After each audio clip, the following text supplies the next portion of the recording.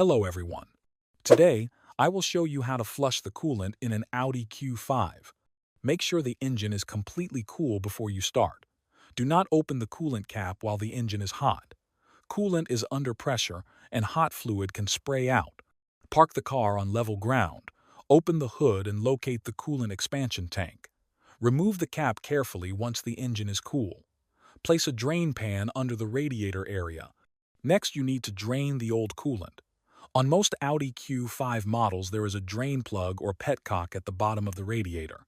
Open this plug or disconnect the lower radiator hose to let the old coolant run into your drain pan.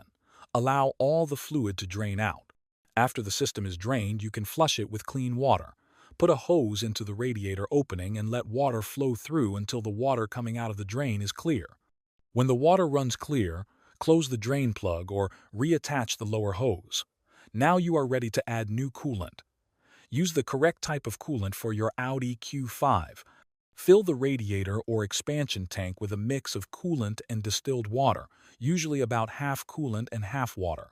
Once filled, start the engine and set the heater to maximum. Then, turn off the engine and let it cool. Check the coolant level again and top it up if needed. Thanks for watching.